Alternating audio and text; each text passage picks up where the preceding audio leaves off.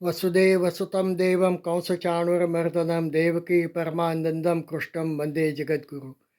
गुरुब्रह्मा गुरुविष्णु गुरुदेवो महेश्वरा गुरु साक्षात् परब्रह्म तस्मै श्री गुरुवे नमः। आज से हम फिर से श्रीमद् भगवद गीता पर चर्चा शुरू कर रहे हैं।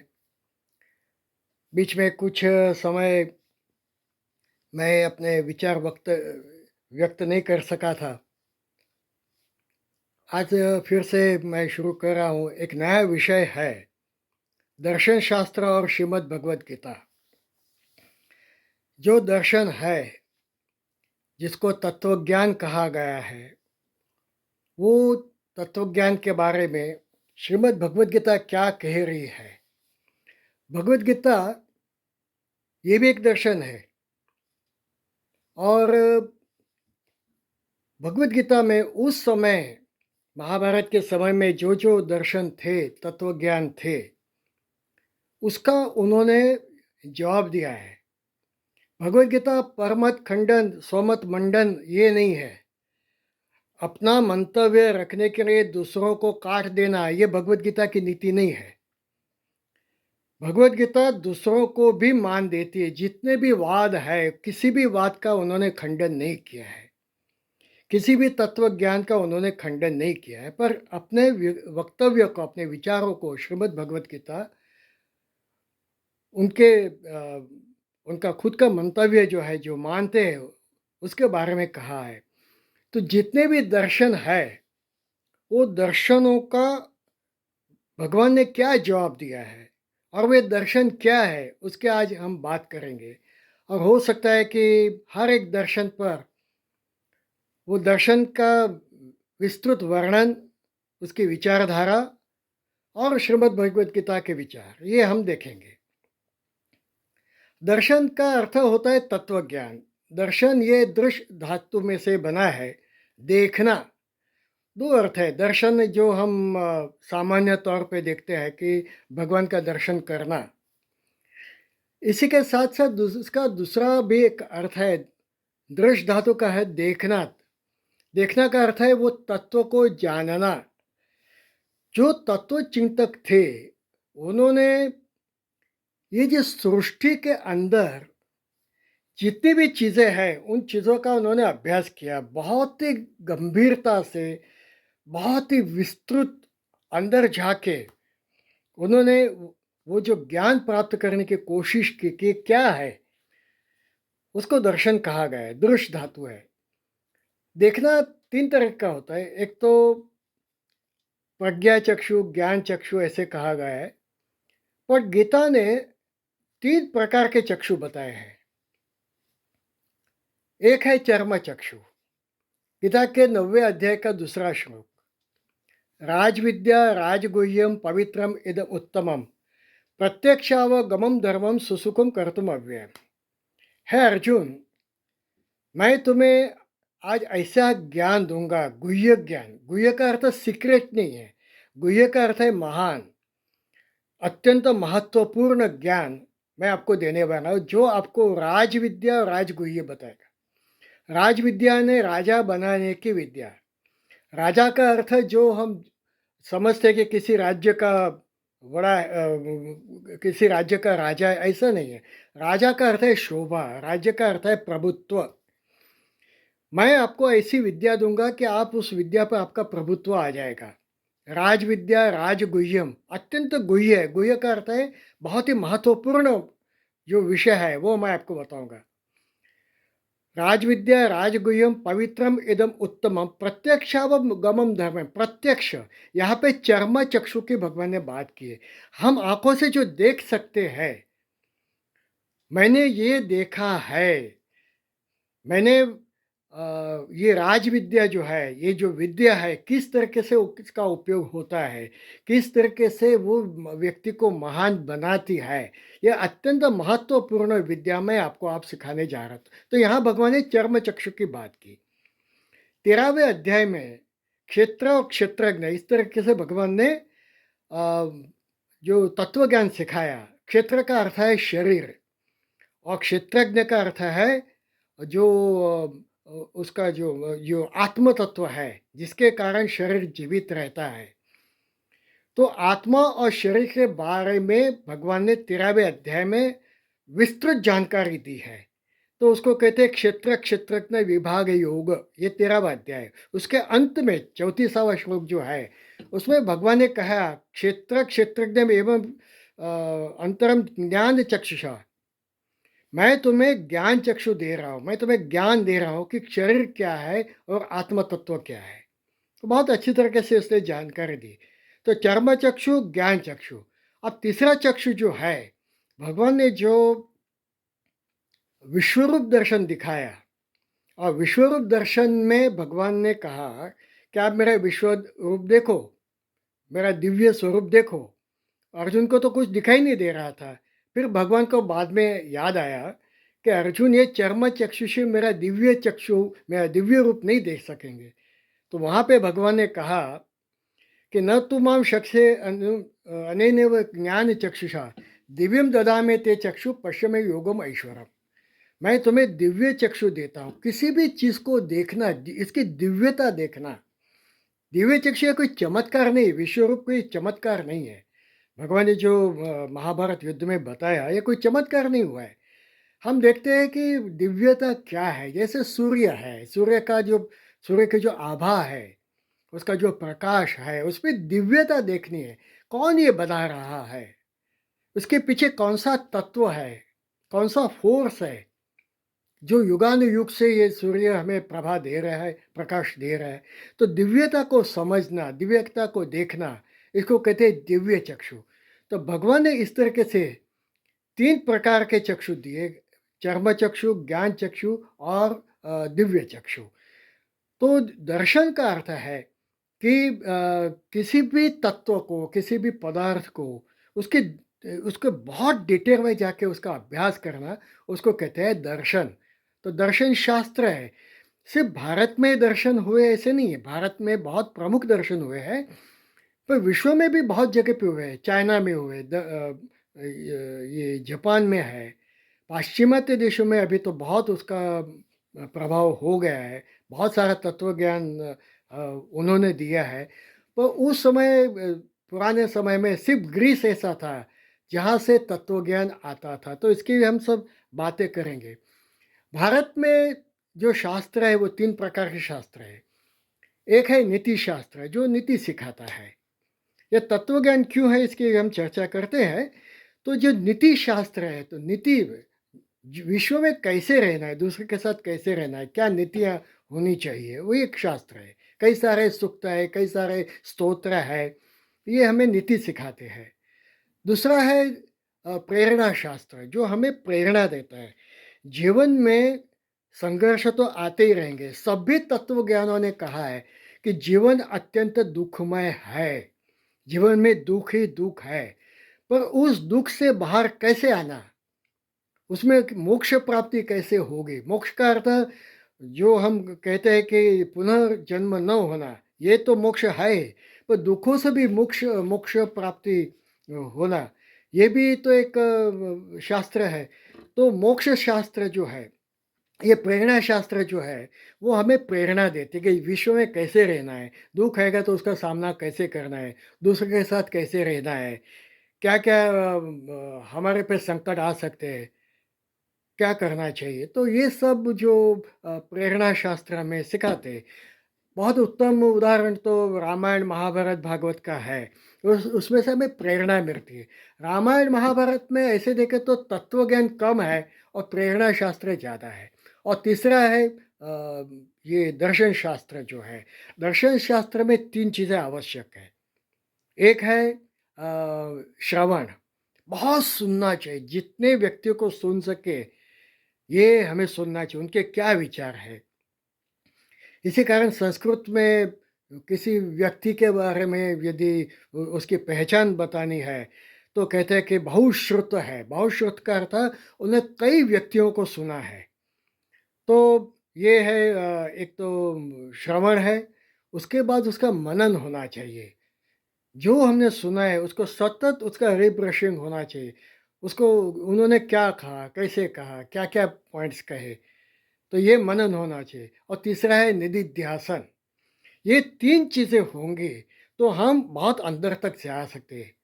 कई सारे शास्त्र है, जैसे हम समुंदर के किनारे खड़े हैं तो सिर्फ हम पाँव को समुंदर के पानी में भिगोते हैं और सिर्फ किनारे पे ही हम खेलते हैं। तो ये जो है ये दूसरे शास्त्र होते हैं। पर समुंदर के अंदर जाके उसकी जो गहराई है, वो गहराई को नापना, ये दर्शन शास्त्र है। तत्वज्ञान बहुत अंदर तक जाके उसके बारे में जो विचार करते हैं, तो वो दर्शन शास्त्र करता है। तो किसी तत्व का, किसी वस्तु का गहन उसका अभ्यास करना, ये दर्शन है। दर्शन के लिए एक बहुत सारी आवश्यकता है। एक तो विचार स्वातंत्र्य होना चाहिए। दूसरा जो है वो सामाजिक स्वातंत्र्य होना चाहिए, राजकीय स्वातंत्र्य होना चाहिए। ये नहीं होगा तो दर्शन नहीं दे सकते। विचार स्वातंत्र्य होना चाहिए। व्यक्ति क्या कह रही है, उसको उसको अभिव्यक्त करने की उसको स्वतंत्रता होनी चाहिए। भारत में ये स्वतंत्रता है, दूसरे राष्ट्रों में ये स्वतंत्रता नहीं है। आप अपने विचार प्रदर्शित नहीं कर सकते। जो धर्म ग्रंथों ने कहा, आप उसके विरुद्ध जा नहीं सकते।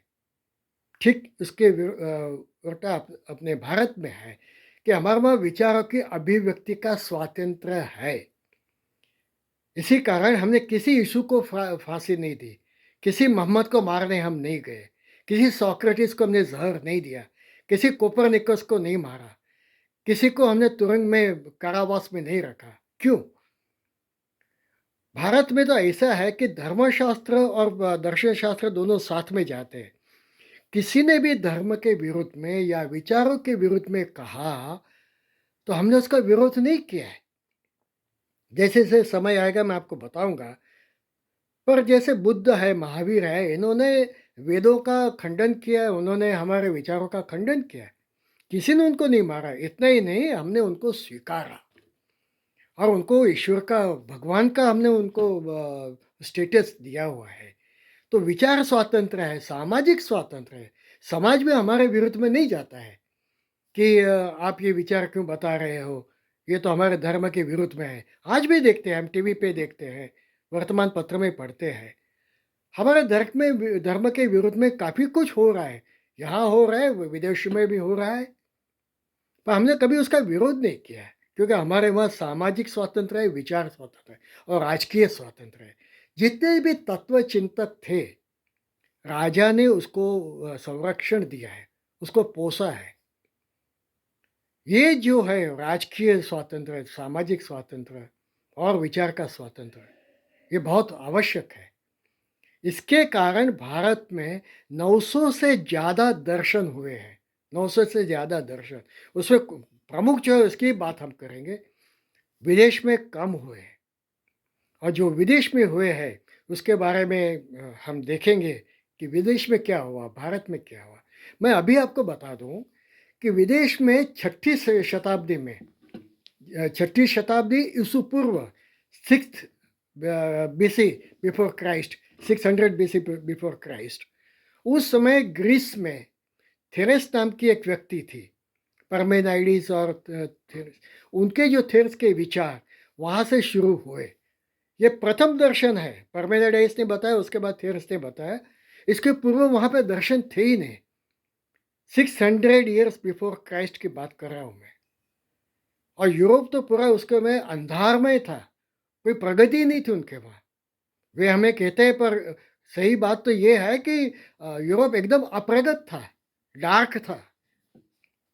ग्रीस जो कहता था वही दूसरे राष्ट्रों में, यूरोप के राष्ट्रों में वो तत्वज्ञान पहुंचता था। ग्रीस एक ही ऐसा राष्ट्र था जहाँ पे दार्शनिक हुए, तत्वचिंतक हुए हैं। बाद में सोक्रेटिस, एरिस्टोटल, प्लेटो ये हुए, पाइथागोरस और ये सब।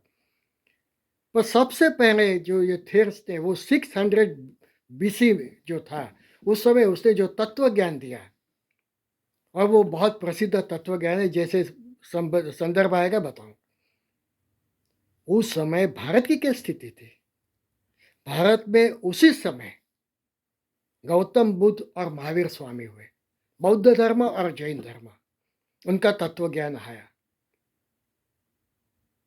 आप देखिए कि गौतम बुद्ध और महावीर, उन्होंने जो तत्व ज्ञान दिया, वो तत्व ज्ञान वेदों का खंडन करने के लिए कहा है। तो इसका अर्थ वेद कितने पुराने होंगे? हमारे जो शास्त्र है वो हजारों साल पुराना है। कहा जाता है कि सांख्य शास्त्र जो एक दर्शन है, वो 10,000 वर्ष पूर्ण कहा गया था और उसी समय उपनिषद हुए थे। तो वेदों के समय में जो उपनिषद हुए, जो दूसरे ये आए, शास्त्र आए, इतना पुराना भारत का तत्वज्ञान है, भारत का दर्शन है। 600 बीसी में इतने सारे परिवर्तन हुए।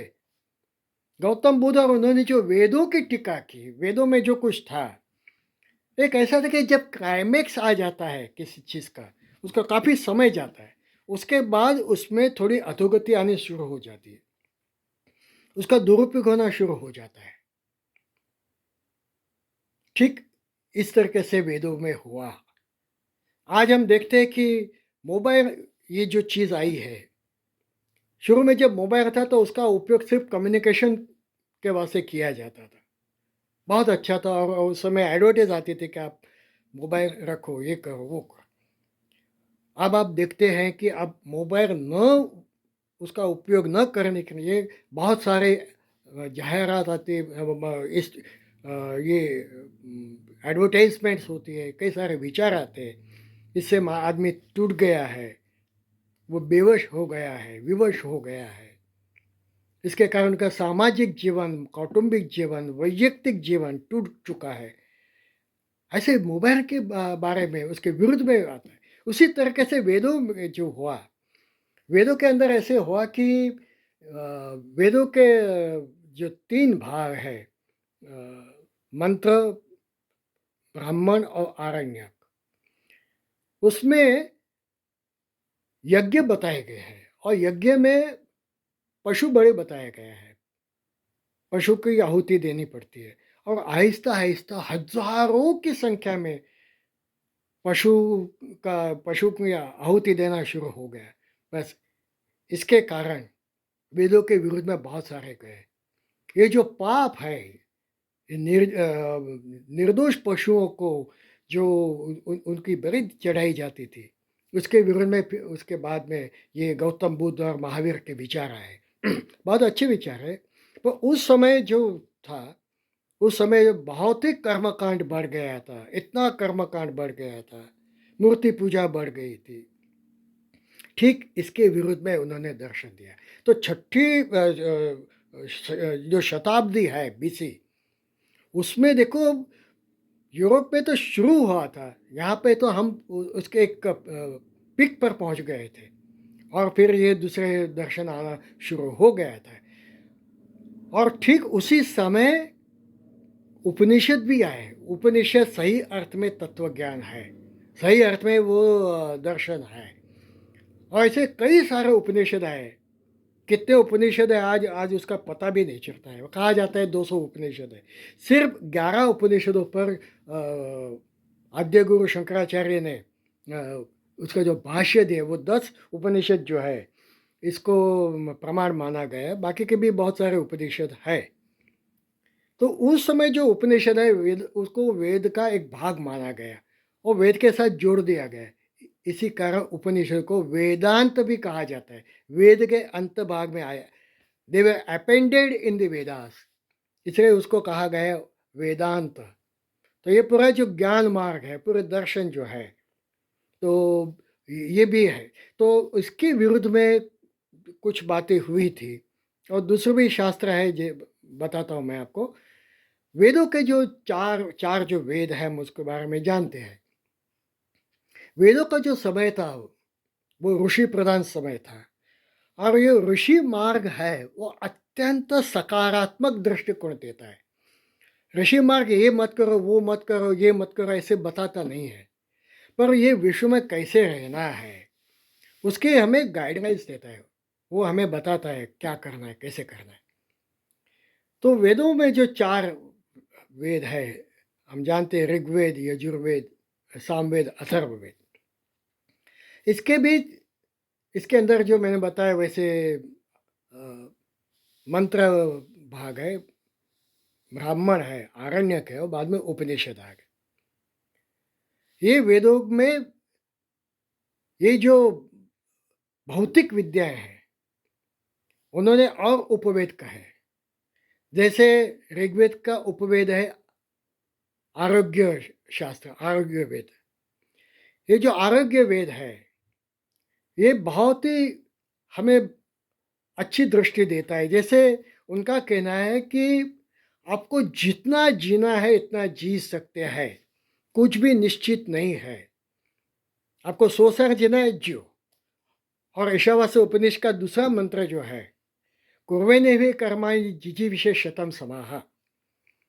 आप अच्छा कर्म करते करते 100 साल जीने की अपेक्षा रखो, आकांक्षा रखो। जियो, जितना जीना है आप जी सकते हैं। कुछ भी ये हम कहते हैं कि मृत्यु की तारीख नक्की है, वो तय है, कहाँ मृत्यु होना है वो तय है, कैसे मृत्यु होगा ये तय है, कुछ तय नहीं है, ये ऐसे हमारे वेद कहते हैं। आप वेदों ने बताया इस तरीके से यदि उस प्रकार का योगासन करते हैं, आरोग्य के बारे में दवाइयाँ खाते हैं या तो टॉनिक खाते हैं, वेदों ने जो बताया करेंगे तो हम बहुत जी सकते हैं, हम आरोग्य को अच्छा रख सकते हैं। और यक्ष ने भी जो ये प्रश्न युधिष्ठिर को पूछा था, तो युधिष्ठिर ने यही कहा था कि आरोग्य सबसे बड़ा धन है। ठीक उसी तरीके से आरोग्य के भी उसके बाद में चरक, सुश्रुता आदि आ गए, उन्होंने आरोग्य के बारे में बहुत कुछ कहा है। किसी भी विकार को मिटा सकते हैं और विकार न हो इसके बारे में भी ये जो आरोग्य शास्त्र हमें बताता है। दूसरा जो है यजुर्वेद है, उसका उपवेद है धनुर्विद्या। देखो कितना महत्व का है। विश्वामित्र ने ये वेद रचा है धनुर्विद्या। हर राष्ट्र के पास अपने शस्त्र होने चाहिए। देखो कितनी महत्व की बात है। युद्ध कैसे करना है, कहाँ करना है, कब करना है, किस तरह से करना चाहिए, क्या स्ट्रैटेजी होनी चाहिए, कौन से शस्त्र होने चाहिए, शस्त्र का उपयोग कैसे करना है, ये सब धनुर्विद्या में बताया है। इसी का ये वैदिक प्रार्थना भी है। आप ब्रह्मन् ब्राह्मणो ब्रह्मवर्चसी जायताम, अस्मिन् राष्ट्रे राज्य ने ईशव्य शूरो महारथो जायताम। ईशव्य अच्छे अच्छे शस्त्र को, अप टू डेट शस्त्र रखो, स्टेट ऑफ आर्ट शस्त्र हर राष्ट्र के पास होने चाहिए। यदि आप सशक्त है तो आप पर कोई आक्रमण नहीं होगा। ये धनुर्विद्या है।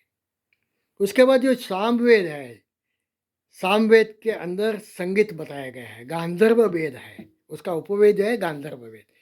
तो उसके अंदर बहुत सारी चीज़ें आती है, नाट्य शास्त्र आता है, संगीत शास्त्र आता है, कला विद्या आती है, कई कई सारे आते हैं। संगीत ऐसा है कि यदि हम संगीत को ठीक तरीके से समझें, संगीत का अभ्यास करें, हम कभी बोर होंगे नहीं, क्योंकि वो दिव्य शास्त्र है। जो दिव्य है उसका कभी हमें वी नेवर गेट बोर्ड। तो सामवेद है हमें ये संगीत सिखाता है। और वेदानाम सामवेद वेदोस्मि, ऐसे 10वें अध्याय में भगवान श्री कृष्ण ने गीता में कहा है, वेदों में सामवेद मैं हो, यानी संगीत मैं हूँ। इस पूरे विश्व में हमें संगीत दिखाई दे रहा है।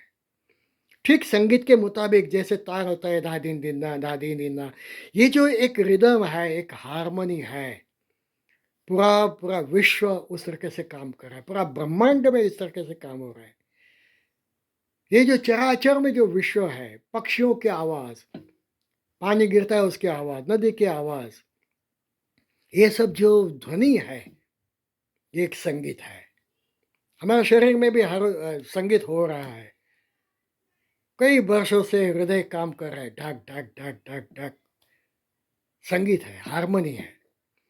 तो ये जो सामवेद है, उन्होंने ये बताया, अ, संगीत गांधर्व वेद बताया।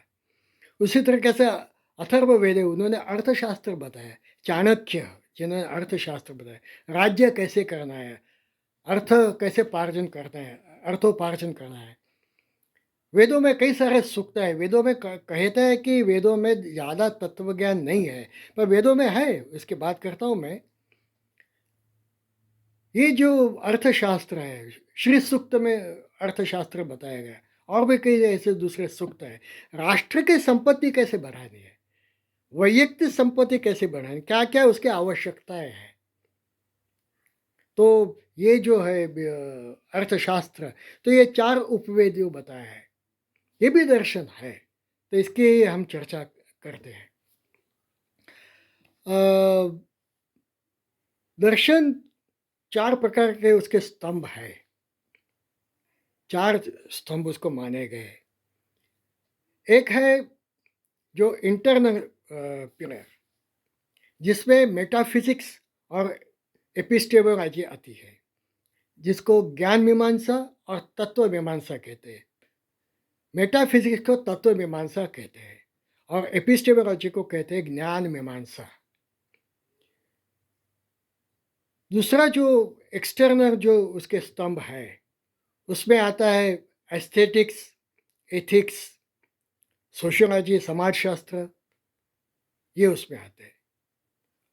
तीसरा है तर्कशास्त्र।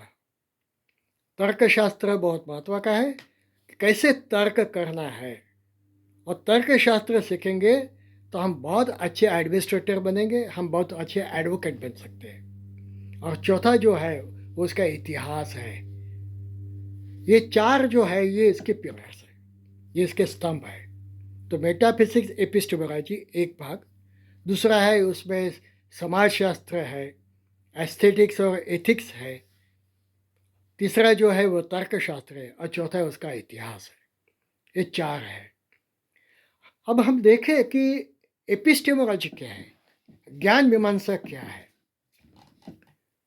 जब से मनुष्य को होश आया, ज्ञान प्राप्ति शुरू हो गई। सृष्टि कब बनी, किसने बनाई, क्यों बनाई, किसमें से बनाई। सृष्टि नहीं थी तब क्या था, सृष्टि नहीं है, पूरा ब्रह्मांड नहीं था तो क्या परिस्थिति थी। सृष्टि बनाने वाला कौन है। क्या सृष्टि बढ़ती जा रही है, ब्रह्मांड बढ़ता जा रहा है, उसका व्याप बढ़ रहा है। क्या उसका कोई अंत है, या उसका कोई अंत ही नहीं है। उसका आदि है तो अंत होना चाहिए। जैन शास्त्र कहते हैं उसका आदि ही नहीं है, इसलिए उसका अंत भी नहीं है। जैन दर्शन ये कहता है। ये जो प्रश्न मनुष्य को आने शुरू हुए, सृष्टि कब हुई, बहुत सारे उस पर तत्व ज्ञान है। कोई कहता है 450 करोड़ वर्ष पूर्व हुए। देखिए कि कितनी पुरानी हमारी ये हमारा ब्रह्मांड है। और होमो हेबिरिस और होमो सेपियंस, ये जो बातें हो रही है, वो होमो सेपियंस तो 75,000 वर्ष पूर्ण हुए। उसके बाद कॉग्निटिव थियरी है, मनुष्य का मस्तिष्क का विकास होना शुरू हो गया। और कॉग्निटिव थियरी ये है कि मनुष्य में ऐसी शक्तियाँ आई, मनुष्य में विचार करने की शक्ति आई, कल्पना शक्ति आई, मेमोरी पावर आया, उसमें इमेजिनेशन आया। ये सब जो शक्तियाँ हैं, ये क्या हो रहा है विश्व में, ये भूकंप क्यों आता है, कौन कर रहा है, बाढ़ क्यों आती है, बारिश कौन गिराता है। पहले तो उसको कुछ पता नहीं था। और आहिस्ता आहिस्ता जब उसका विकास शुरू हुआ, विकास होना शुरू हो गया, और उसके मस्तिष्क की जो साइज़ है वो धीरे धीरे बढ़ते गई। This is difference between monkeys, I mean the gorillas and human being.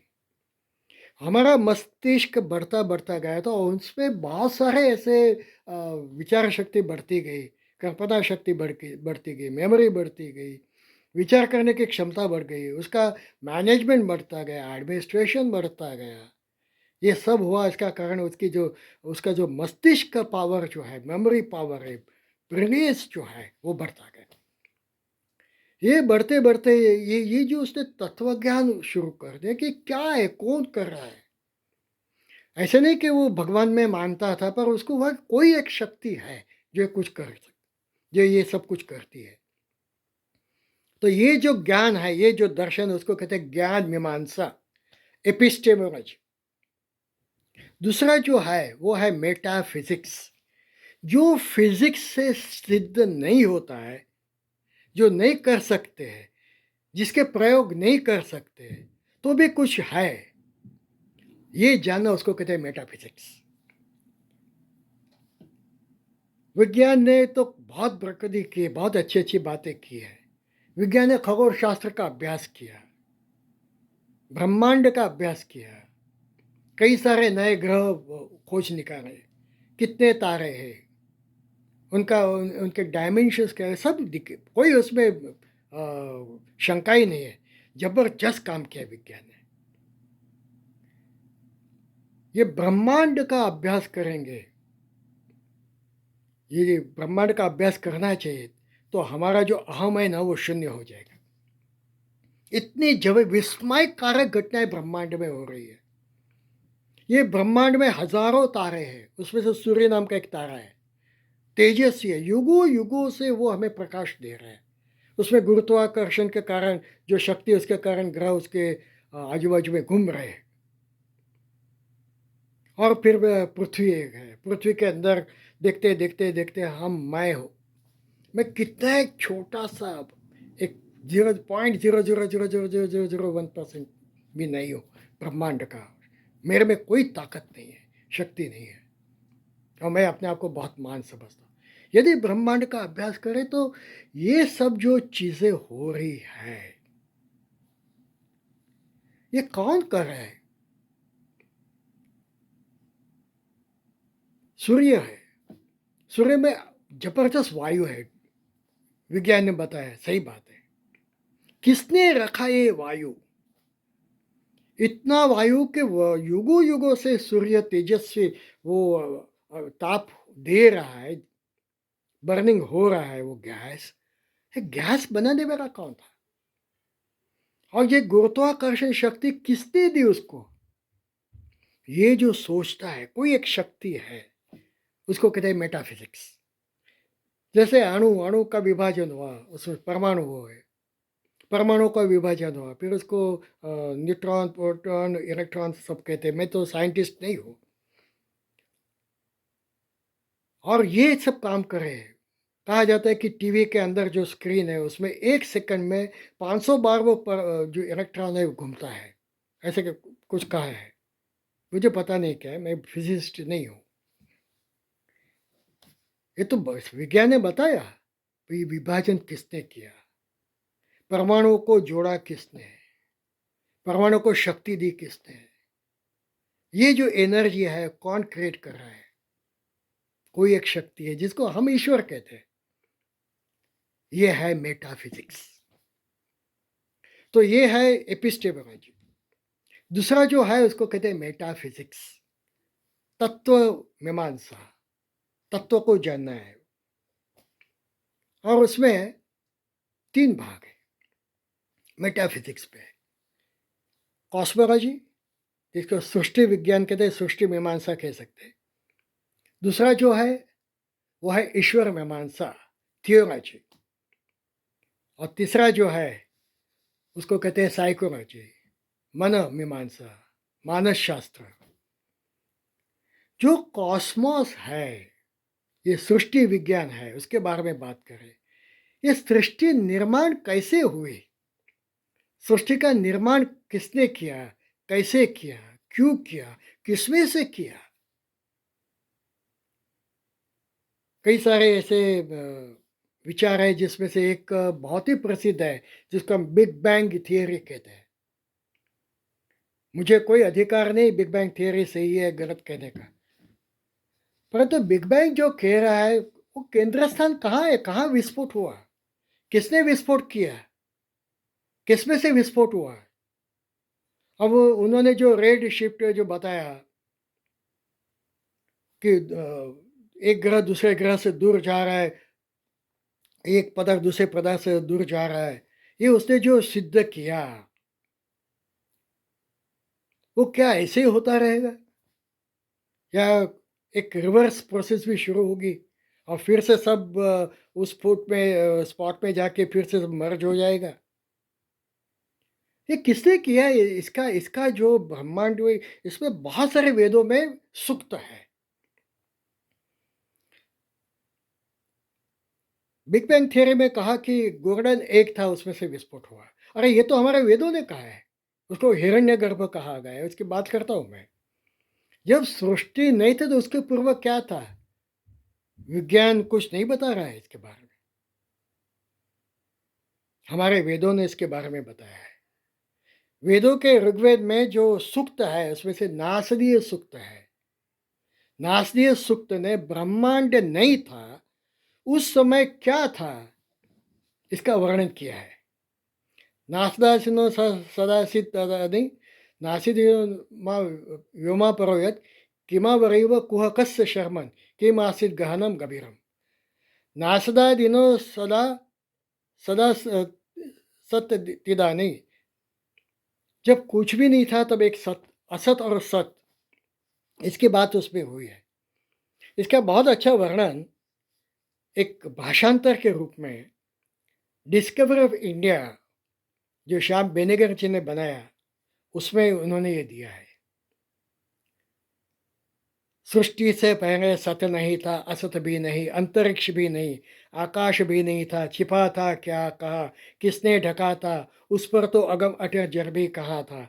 सृष्टि का कौन है करता, करता है वह अकर्ता, ऊंचे आकाश में रहता, सदा अध्यक्ष बना रहता, वही सचमुच में जानता, या नहीं भी जानता, या नहीं है उसे पता, उसे पता, उसे पता। ये नासदीय सुक्त है। को अद्धा वेद कह्य प्रवोचत कुत आजाता कुतम ये विसृष्टि अवांग देव अस विसर्जनेन सो अंग वेद ये दिवान वेद को अद्धा वेद का ये प्रवचत कुतम आजाता कुत अर्वांग देव अस विसर्जनेन ते से सो अंग वेद ये दिवान वेद। ये बात गीता ने भी कही है। न मे विदु सुरगड़ा न प्रभव न महर्ष अहम आदि ही देवाना महर्षणाम सर्वश। मैं देवों के भी पूर्व था। इसका अर्थ कि जब सूर्य चंद्र कुछ भी नहीं थे, ये तारे नहीं थे, कोई देवता नहीं थे, उस समय भी मैं था। हम आदि ही देवाना अर्वांग देवा से विसर्जनेना। ये जो नासदीय सूक्त बताया उसके अंदर ये सब चीजें बताई है। 7 ऋचाएं हैं, सिर्फ 7 ऋचाएं हैं। आप हो सके तो अवश्य ये पढ़ो। नासदीय सूक्त ने सृष्टि से पूर्व क्या था इससे सब बातें की है और आज तक उसका विरोध नहीं हुआ है। मैक्स मुलर जो भारत में आए, एक बहुत महान चिंतक है, उन्होंने उसका भाषांतर किया है। तो ये नासदी सूक्त सृष्टि से पहले क्या हुआ, फिर सृष्टि कैसे बनी। बिग बैंग थियरी जो कहती है कि जो स्फोट हुआ, वही बात तो हिरण्यगर्भ सूक्त ने बताया। वो भी एक इसका ऋग्वेद का भाग है। हिरण्यगर्भ समवर्तताग्रे भूत स जात पतिरेकमासीत् सदाधार पृथ्वी द्यामते मां कस्मै देवाय हविषा विधेम।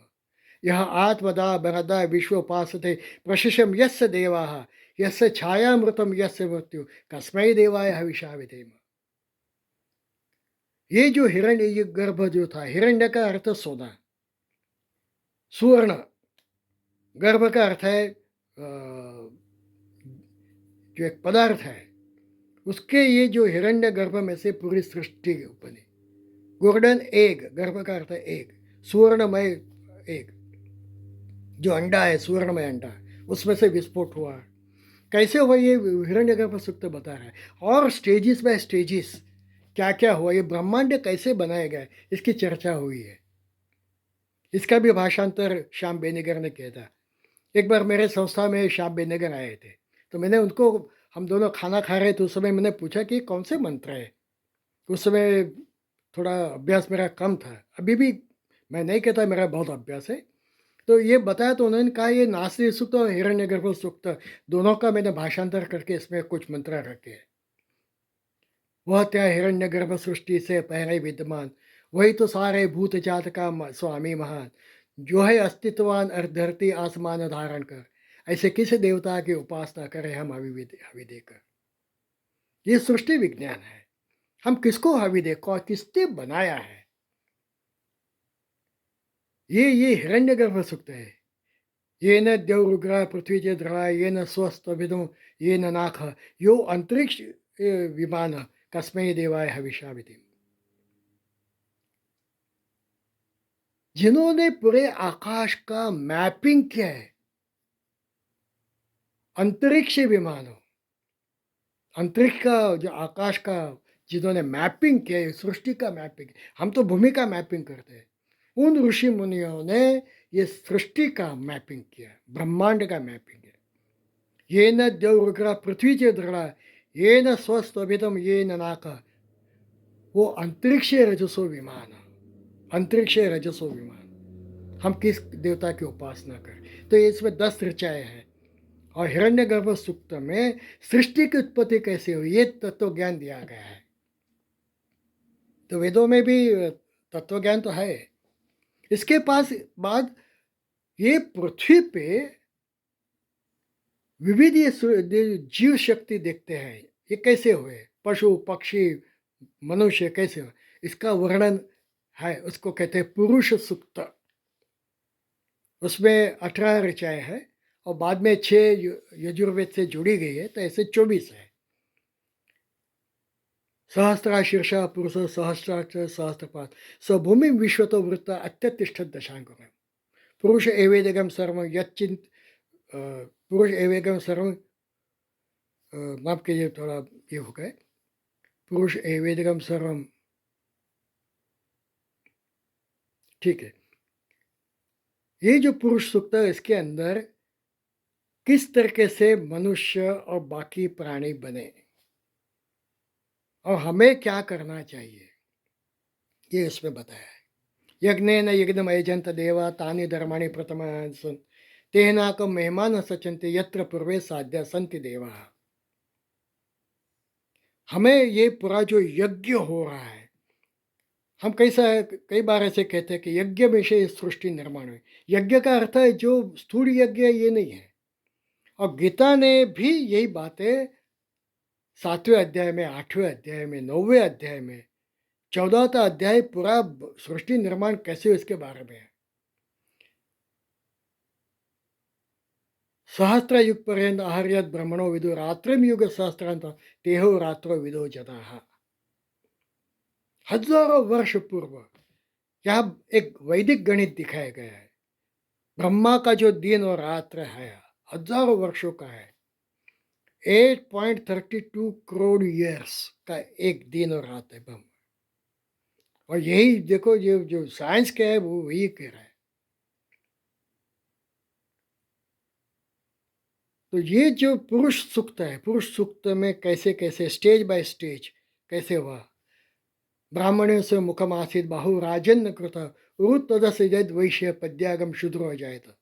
चंद्रमा मनसो जात चक्षु सूर्य अजायत मुखात इंद्रश्च अग्निश्च प्राणात वायु अजायत।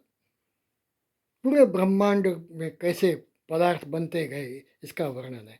और गीता ने जो बताया ये 7वें अध्याय में, 8वें अध्याय में, उन्होंने कहा मायु प्रभव प्रणय एताद योनिनि भूतानि सर्वाणि तुपधार अहम कृष्ण से जगत प्रभव प्रणयस्तथा। मैं प्रभव हूँ, प्रभु का अर्थ है मैं बनाता हूँ और मैं उसका नाश करता हूँ। आजकल जो एक बहुत चर्चित एक चित्रपट आया है डॉक्टर ओपन हेमर पर, उन्होंने यही मंत्र बताया उस पर, जिसमें प्रणय के बारे में बताया। इसकी ज़्यादा हम चर्चा नहीं करते, पर यह 12वां अध्याय का श्लोक है, 32वां।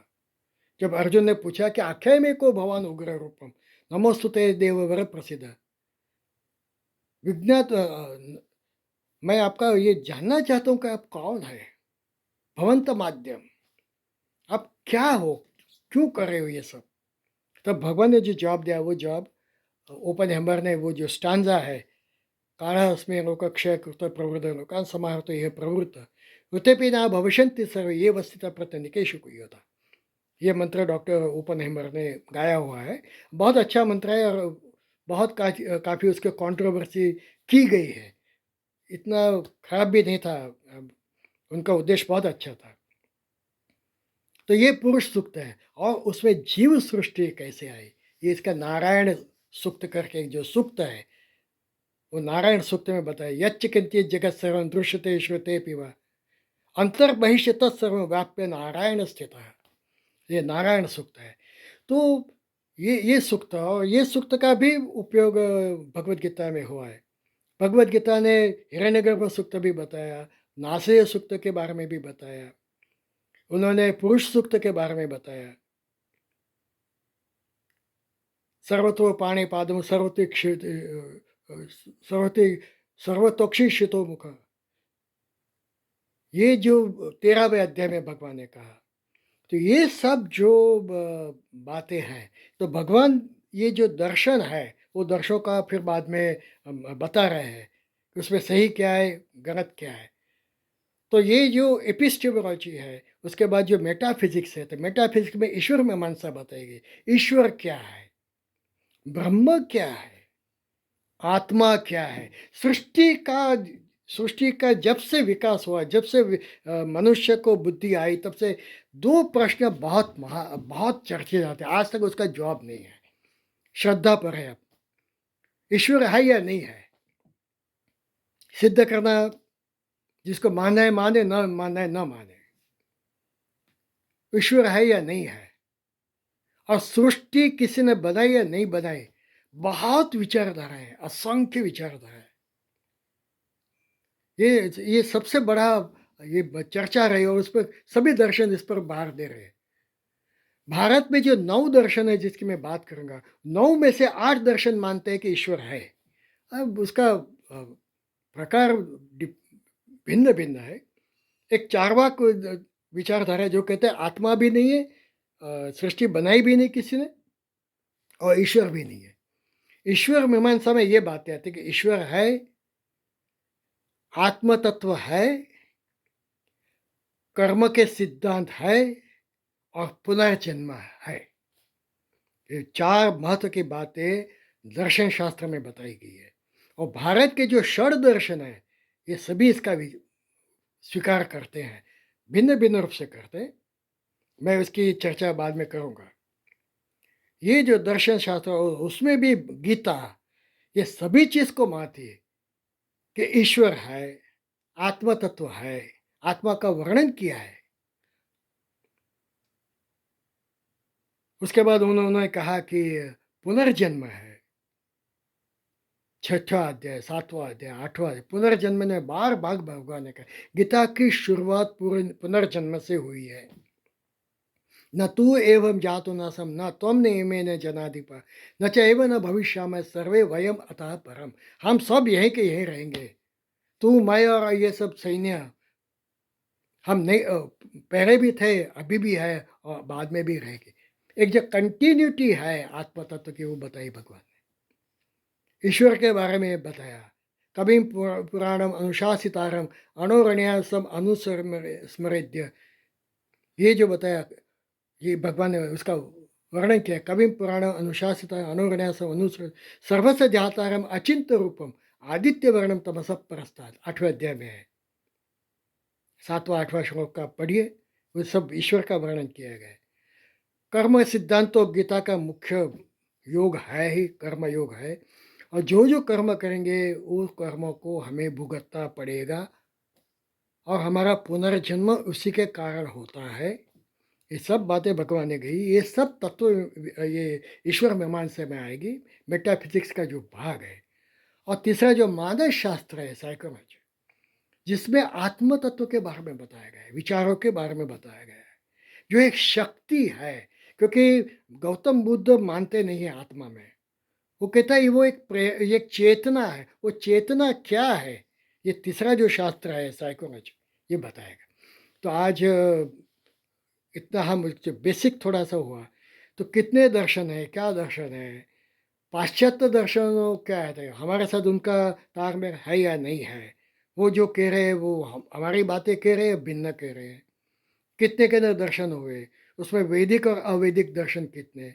अभी बता दूं कि अवैदिक दर्शन 3 है और वैदिक दर्शन 6 है। तो इस तरीके से 9 दर्शन है। उसमें वैदिक दर्शन जो है वो 6 है, इसलिए हम उसको षड दर्शन कहते हैं। तो इसकी बातें हमने की है, हम यही समाप्त करते हैं। और आगे जो जो दर्शन हुए, उसका गीता में क्या जवाब दिया गया है। कुछ दर्शन तो बाद में हुए, पर गीता एक ऐसा शास्त्र है जिसमें यदा हसी तद अन्यत्र यन्य हसी न तत्कचित। जो इसमें ये विश्व में है, जो इसमें नहीं, विश्व में कहीं नहीं है। तो कोई गौतम बुद्ध और महावीर स्वामी ने जो बातें की है, तो उसका जवाब तो गीता में है ही, वो हम देखेंगे। तो यहाँ हम समाप्त करते हैं। वसुदेव वसुतम देवम कौन से चाणोर मर्तनम देवकी परमानंदम कृष्णम वंदे जगत गुरु। गुरु ब्रह्मा गुरु विष्णु गुरुदेवो महेश्वरा गुरु साक्षात परब्रह्म तस्मै श्री गुरुवे नमः हरि ओम श्री गुरुभ्यो नमः हरि ओम